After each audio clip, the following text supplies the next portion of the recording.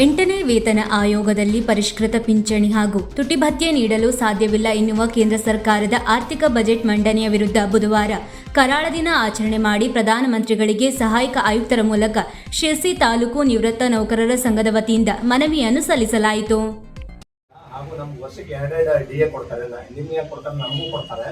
ಆ 2 DAನೂ ಕೊಡುದಿಲ್ಲ ಅನ್ನುವಂಥದ್ದು ಅವರು ಹೋದ ವರ್ಷ ಅಂದ್ರೆ ಮಾರ್ಚ್ 25ಕ್ಕೆ ಲೋಕಸಭೆಯಲ್ಲಿ ಆರ್ಥಿಕ ಬಜೆಟ್ ಅದನ್ನ ಅನುಮೋದನೆ ಮಾಡಿದ್ದಾರೆ.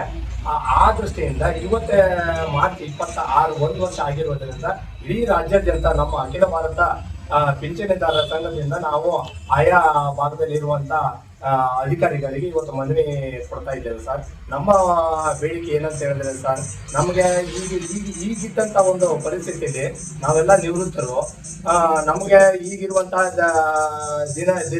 ದಿನದ ಒಂದು ಸಾಮಾನುಗಳ ರೇಟ್ ನೋಡಿದಾಗ ಹಾಗೂ ನಾವೆಲ್ಲ ಆಗಿರುವುದರಿಂದ ನಮ್ಮ ಒಂದು ಏನು ಆರೋಗ್ಯದ ದೃಷ್ಟಿಯಿಂದ ಎಲ್ಲಾದ್ರೂ 8ನೇ ವೇತನ ಆಯೋಗದಲ್ಲಿ ರಿವೈಸ್ಡ್ ಪೇ ಕೊಡುವುದಿಲ್ಲ, DA ಕೊಡುವುದಿಲ್ಲ ಅಂತ ಹೇಳಿದ್ರೆ ನಾವೆಲ್ಲ ಜೀವನ ಮಾಡೋದು ತುಂಬಾ ಕಷ್ಟ ಆಗ್ತದೆ.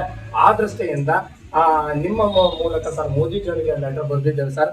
ಅದನ್ನ ಆದಷ್ಟು ಬೇಗ ಇದನ್ನ ಕಳಿಸ್ಬಿಟ್ಟು ಮುಂದಿನ ದಿನಗಳಲ್ಲಿ ಏನು ನಮ್ಗೆ ಈಗ ವರ್ಷ ಅಂದ್ರೆ 5ನೇ ವೇತನ ಆಯೋಗದಲ್ಲೂ ಮೋದಿಜಿಯವರೇ ಪ್ರಧಾನಮಂತ್ರಿಗಳಿದ್ರು, 6ನೇದಲ್ಲೂ ಪ್ರಧಾನಮಂತ್ರಿಗಳು ಮೋದಿಜಿಯವರು ಇದ್ರು, 7ನೇದಲ್ಲೂ ಅವರೇ ಇರುವುದರಿಂದ ನಮ್ಗೆ ಏನು ರಿವೈಸ್ಡ್ ಪೇ ಅನ್ನು ಅವರೆಲ್ಲ ಮಾಡಿಕೊಟ್ಟಿರುವುದರಿಂದ ಸಂಬಂಧಪಟ್ಟಂತ DA ಇಲ್ಲಿವರೆಗೆ ಕೊಟ್ಟಿರುವುದರಿಂದ ವೀಕ್ಷಕ ಮಹಾಪ್ರಭುಗಳೇ, ನಮ್ಮ ಚಾನಲ್ ಅನ್ನು ಸಬ್ಸ್ಕ್ರೈಬ್ ಮಾಡಿ, ಶೇರ್ ಮಾಡಿ, ಪ್ರೋತ್ಸಾಹಿಸಿ.